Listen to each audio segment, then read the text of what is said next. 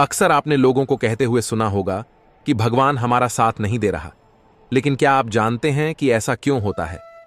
भगवान साथ क्यों नहीं देते हैं?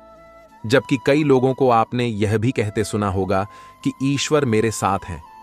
दोस्तों, भगवान सिर्फ उन्हीं की मदद करते हैं जिनके कर्म अच्छे होते हैं, जिनके कर्म का उद्देश्य अच्छा होता है और जो दूसरों को सुख पहुंचाने के लिए काम करते हैं। दोस्तों, धन्ना जी का जन्म एक सामान्य किसान परिवार में हुआ था।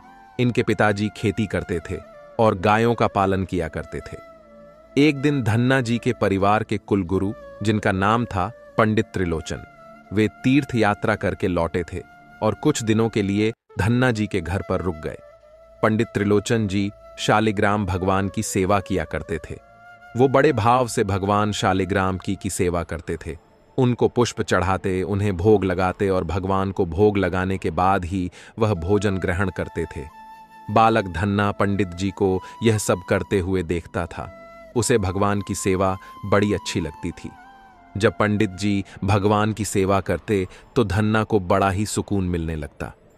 कुछ दिनों के बाद जब पंडित जी जाने लगे, तब बालक धन्ना पंडित जी से शालिग्राम भगवान के लिए जिद करने लगा। कहने लगा कि मुझे ठाकुर जी चाहिए, परंतु पंडित जी अपने ठाकुर जी छोटे से बालक को कैसे दे सकते थे?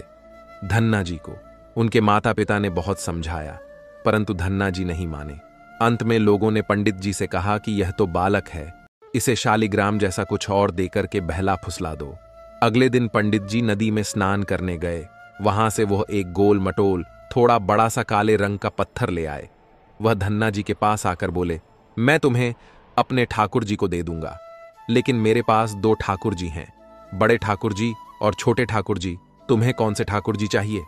धन्ना जी ने झट से जवाब दिया, मुझे तो बड़े ठाकुर जी चाहिए। पंडित जी भी यही चाहते थे। तब पंडित जी ने धन्ना जी को वह बड़ा काला पत्थर बड़े ठाकुर जी बताकर दे दिया। अब ठाकुर जी को पाकर धन्ना जी बहुत प्रसन्न हो गए, बड़े खुश हो गए। वह बड़े भाव से उनकी सेवा करने लगे। जब धन्ना जी गाय चराने खेतों की तरफ जा तो ठाकुर जी को अपने साथ ले जाते। धन्ना जी की मां ने उनको बाजरे की रोटी, साग, अचार और गुड़ खाने के लिए दिया। अब धन्ना जी ने भी निश्चय किया कि वह भी पंडित जी की तरह ही ठाकुर जी को जब तक भोग नहीं लगाएंगे और जब तक ठाकुर जी को खिला नहीं लेंगे, तब तक वह खुद भी भोजन नहीं करेंगे।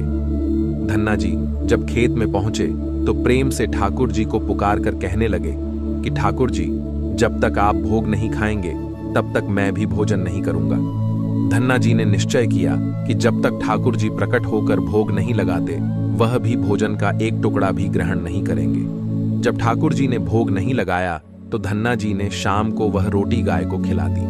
3 दिन तक ऐसा ही चलता रहा। ना ठाकुर जी भोग लगाते और ना धन्ना जी भोजन करते। चौथे दिन की बात है, धन्ना जी की माता फिर से रोटी लेकर आई। अब धन्ना जी खेतों में जाकर जोर जोर से होने लगे और ठाकुर जी से गुहार लगाने लगे। वो बोले, आप तो बड़े ठाकुर जी हैं, आपको तो लोग रोज 56 प्रकार का भोजन खिलाते होंगे, परंतु मैं तो बालक हूं, 3 दिन से भूखा हूं और परेशान हूं। क्या आपको मुझ पर दया भी नहीं आती? मुझ पर दया करके ही थोड़ा सा भोग लगा लो, जिससे मैं भी कुछ खा सकूं, क्योंकि पंडित जी ने कहा था कि आपको खिलाए बिना मैं कुछ नहीं खा सकता। इसीलिए पहले आप खा लो, इसके बाद ही मैं खाऊंगा।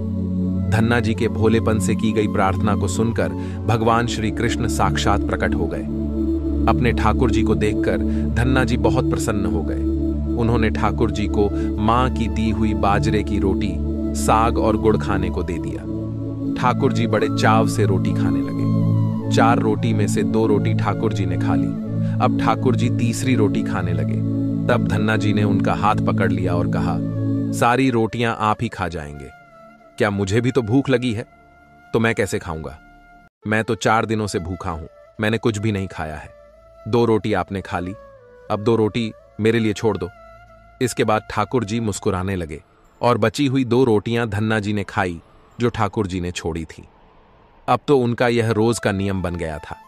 धन्ना जी जब भी गाय चराने जाते तो भोजन खेत में जाकर ठाकुर जी के साथ ही करते थे।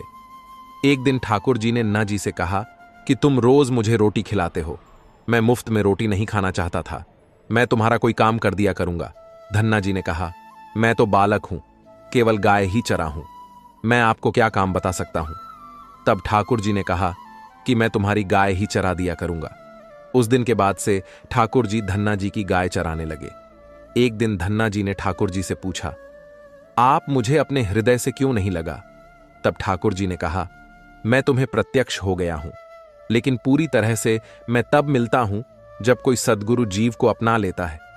अभी तुमने अपने किसी गुरु की शरणागति ग्रहण नहीं की है, इसीलिए मैं तुम्हें अपने हृदय से नहीं लगा सकता। तब धन्ना जी बोले, मैं तो जानता नहीं कि गुरु किसे कहते हैं, फिर मैं अपना गुरु कैसे बनाऊं? ठाकुर जी बोले, काशी में जगत गुरु श्री रामानंदाचार्य मेरे ही स्वरूप में विराजमान हैं, तुम जाकर उनकी शरण ग्रहण करो। ठाकुर जी के कहने के अनुसार धन्ना जी ने काशी जाकर रामानंदाचार्य जी की शरणागति कर ली। उस समय धन्ना जी की आयु लगभग 151 साल के आसपास थी। श्री रामानंदाचार्य जी ने धन्ना जी को अपने शिष्य के रूप में स्वीकार कर लिया और उन्हें आदेश दिया कि अब तुम अपने घर चले जाओ। धन्ना जी बोले, गुरु जी, अब मैं घर नहीं जाना चाहता। आप मुझे घर जाने का आदेश क्यों दे रहे हैं? गुरु जी बोले, अगर तुम यहां रहकर भजन करोगे तो केवल तुम्हारा ही कल्याण होगा, लेकिन अगर तुम अपने घर जाकर खेती किसानी करते हुए अपने माता पिता की सेवा करते हुए भजन करोगे तो तुम्हारे साथ कई जीवों का उद्धार हो जाएगा। गुरु जी की आज्ञा के अनुसार धन्ना जी घर लौट आए।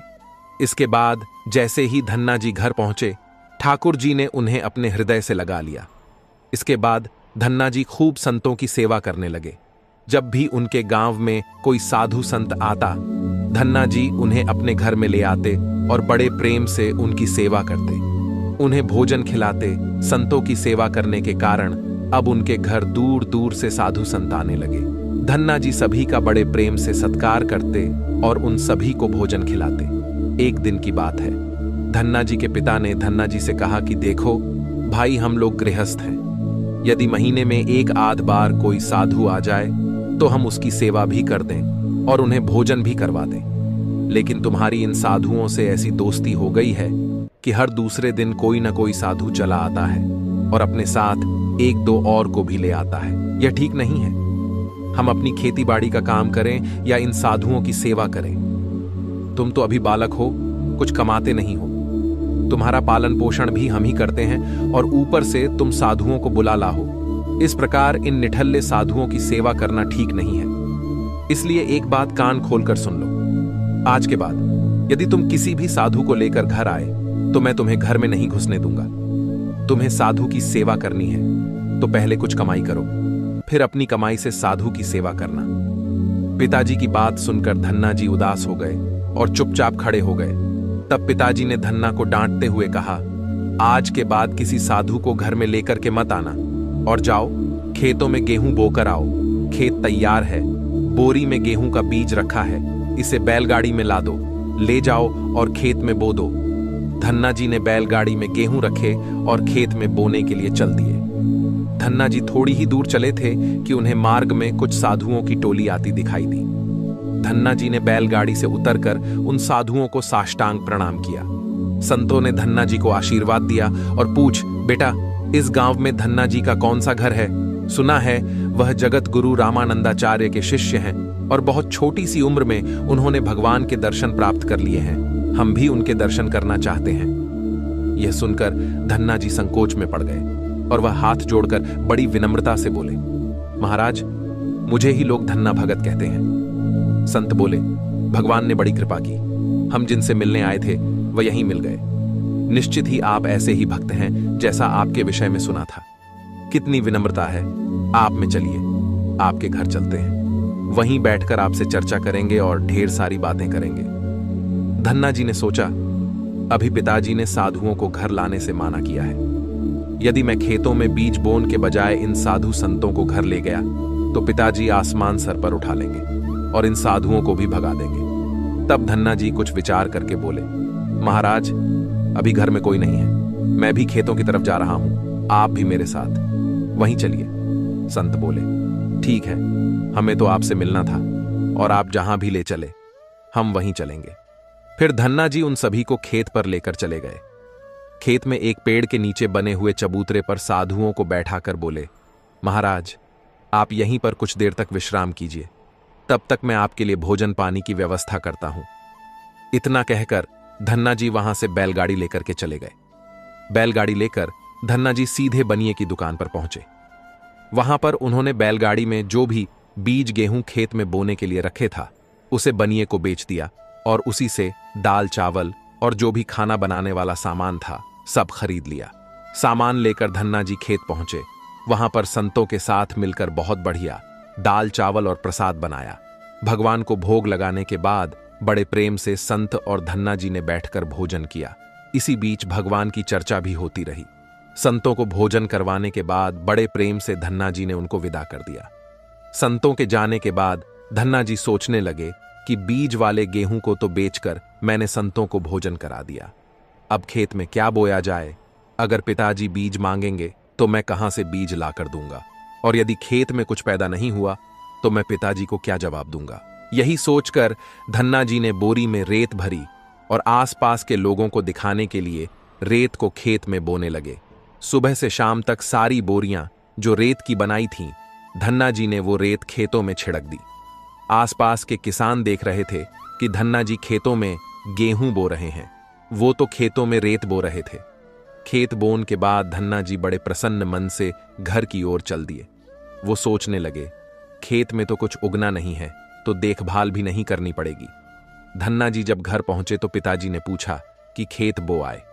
धन्ना जी बोले कि पिताजी मैं खेत बो आया हूं। कुछ दिन बीते, धन्ना जी के पिताजी और गांव के कुछ बड़े बूढ़े लोग धन्ना जी के पास आए और बोले कि तुमने कैसा खेत बोया है, ऐसी फसल तो हमने अपने जीवन में आज तक नहीं देखी। ऐसा लगता है जैसे गेहूं का एक एक दाना नाप नाप कर समान दूरी पर बोया गया है और सारे ही दाने उगाए हैं। इतनी सुंदर फसल तो हमने आज तक नहीं देखी, यह सब तुमने कैसे किया। धन्ना जी सोचने लगे कि सब उनको ताने मार रहे हैं, खेत में कुछ उगा नहीं होगा इसीलिए ऐसी बातें कर रहे हैं।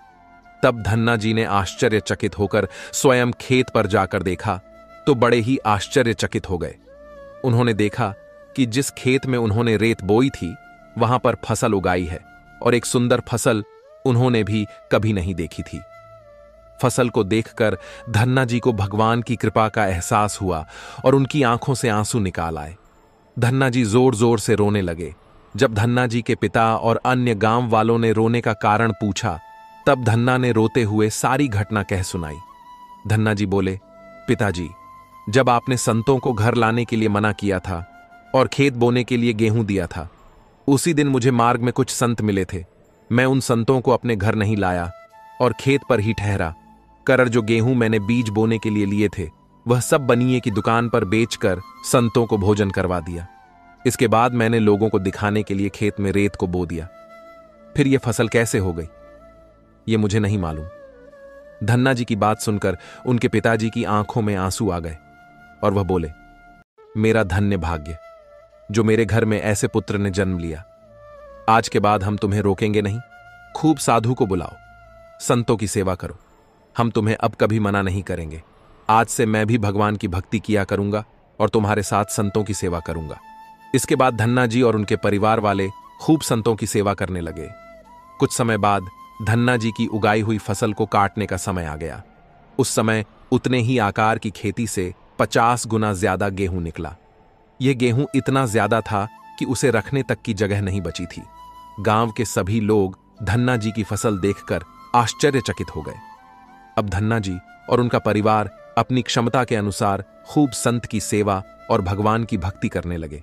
उनके घर हमेशा साधु संतों की भीड़ लगी रहती था। अब धन्ना जी जब भी खेतों में फसल बोते हर बार ऐसे ही फसल होने लगी। अब धन्ना जी अपने गांव के बड़े किसान बन गए।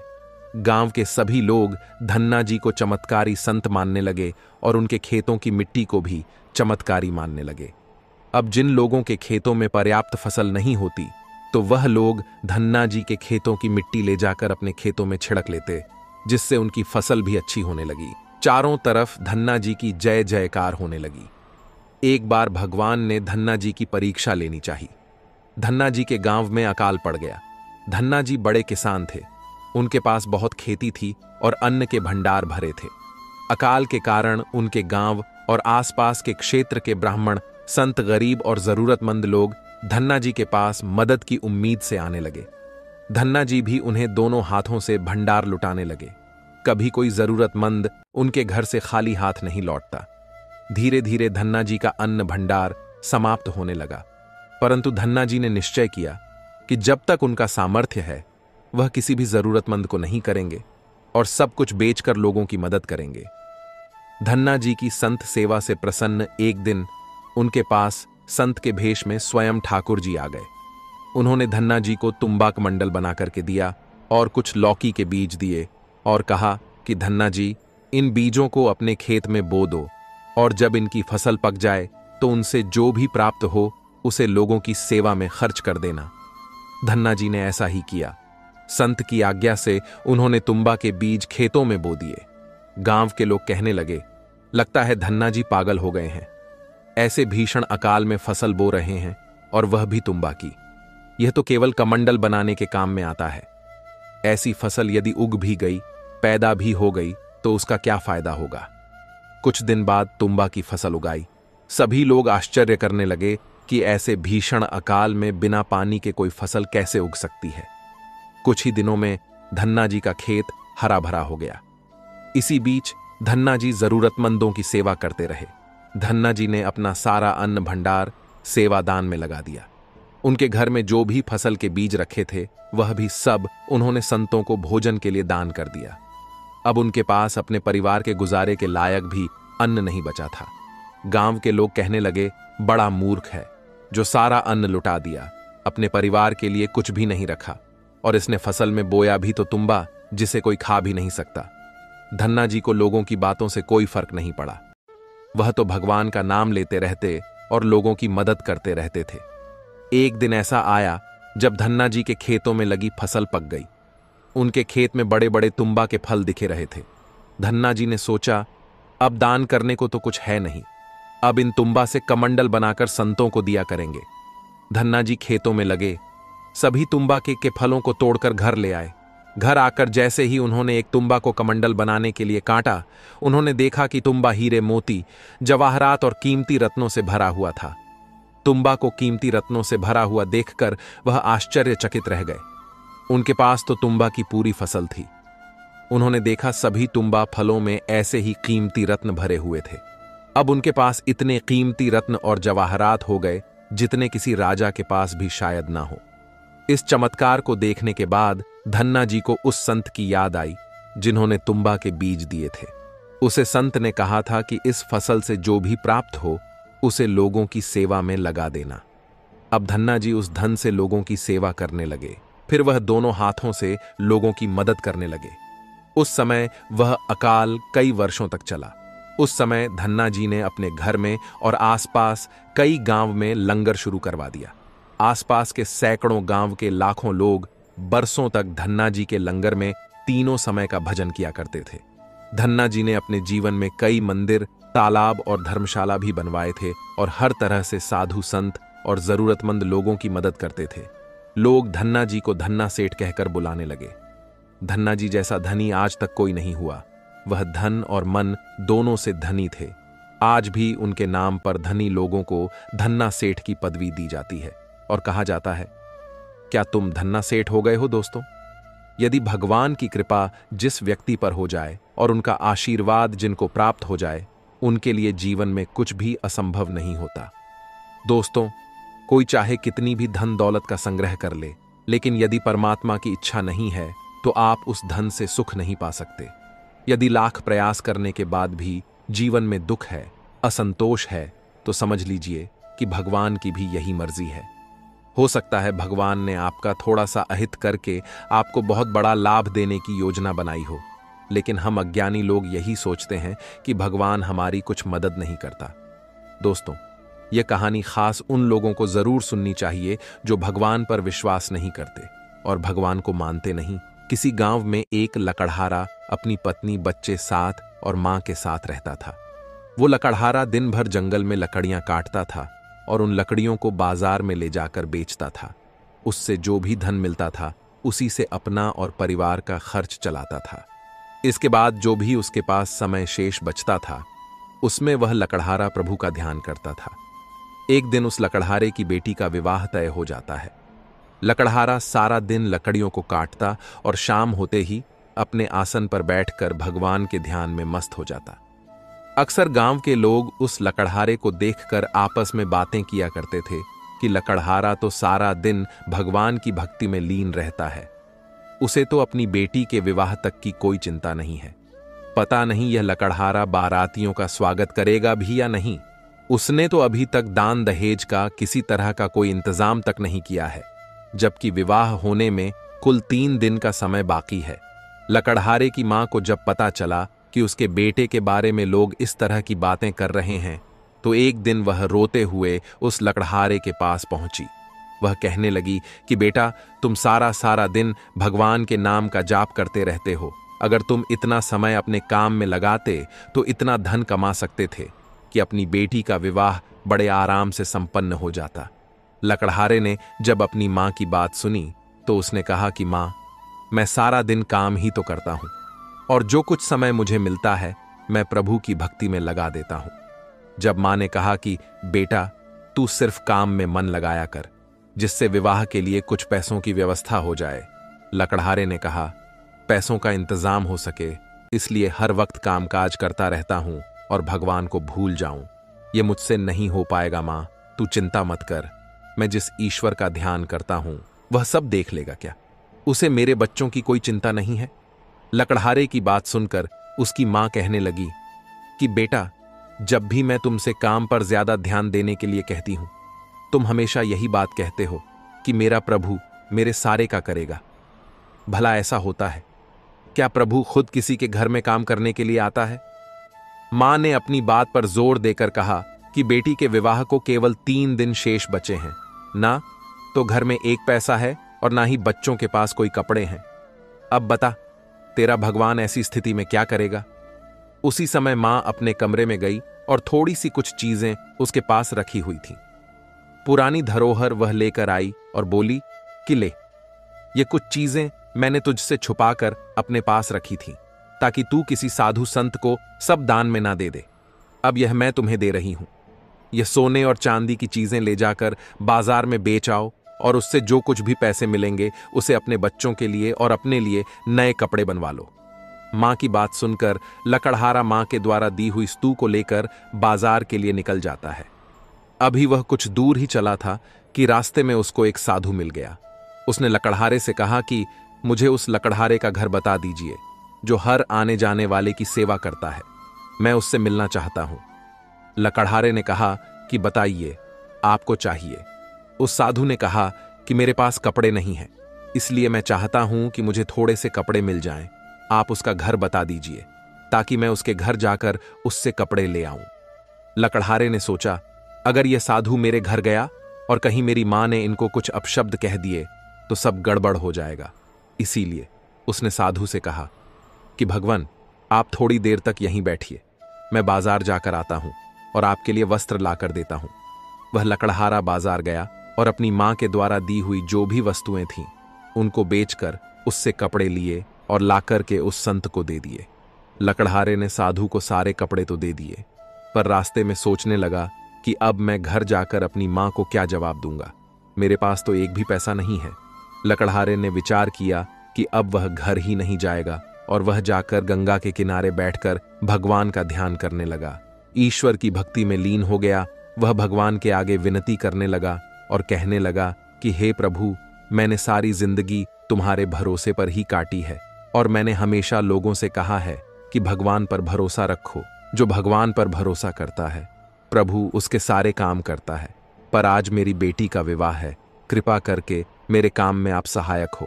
सुबह का समय था। लकड़हारे की मां बहुत चिंता में डूबी थी। एक तरफ सगे संबंधियों का आना शुरू हो गया था और दूसरी तरफ मां अपने पुत्र का इंतजार कर रही थी। इतने में उसे एक आवाज सुनाई दी, मां, दरवाजा खोलो। खुशी से दौड़ती हुई उसकी मां जब बाहर गई तो देख कि उनका पुत्र लकड़हारा बैलगाड़ी पर विवाह के लिए बहुत सारा सामान लाद कर सामने खड़ा है। उसी को बेचकर लाया हूं, एक रईस व्यक्ति ने जब मुझसे पूछा तो मैंने अपनी बेटी के विवाह के बारे में उसे सब कुछ बता दिया। तब उसने बहुत महंगे दामों में उसे खरीद लिया और उन्हीं पैसों से इसे बच्चों के लिए बहुत से बढ़िया कपड़े मैं खरीद कर लाया हूं। बेटे की बात सुनकर मां हैरान होकर सोचने लगी कि मेरे बेटे के पास बादशाहों वाले कपड़े कहां से आए। जरूर किसी से इसने कर्ज लिया होगा। उन्होंने लकड़हारे से कहा कि हमने सारी जिंदगी लकड़ी का काम किया है, आज तक इतने पैसे नहीं कमाए। सिर्फ इतनी सी वस्तु बेचने से तुम्हें इतने पैसे कैसे मिल गए? मां की बात सुनकर लकड़हारा कहने लगा कि मां, इसमें तू जरा भी शंका मत कर। तूने मुझे जो वस्तुएं दी थीं वह बहुत महंगे दामों में बिकी है, मेरा विश्वास करो। इतना कहकर उस लकड़हारे ने सारा सामान अपने घर पर रख दिया। कुछ समय के बाद जैसे ही बारात आई तो बड़े ही शाही अंदाज से उनका स्वागत किया गया। उन्हें किसी प्रकार की कोई कमी नहीं होने दी गई। पूरा गांव विवाह के अवसर पर उस लकड़हारे के घर में पहुंच गया, और कुछ तो ऐसे लोग भी थे जो सिर्फ उस लकड़हारे की इज्जत उछलते हुए देखना चाहते थे। लेकिन जब सगे संबंधियों और गांव वालों ने शाही शादी देखी तो बड़े हैरान हो गए। आपस में बातें करने लगे कि आज तक हमने कभी ऐसी शादी नहीं देखी जिसमें इतना दान दहेज दिया गया हो और इतनी मिठाइयां और पकवान बने हो। लकड़हारे ने तो कमाल ही कर दिया। इस तरह से सभी लोग उसकी प्रशंसा करने लगे। विवाह के समय जब बारातियों को भोजन परोसा जा रहा था तो उनके झूठे बर्तन वो लकड़हारा खुद उठाने लगा और एक स्थान पर रखते जा रहा था। लकड़हारे को ऐसा करते हुए देखकर उसकी मां ने उसकी बांह पकड़कर कहा,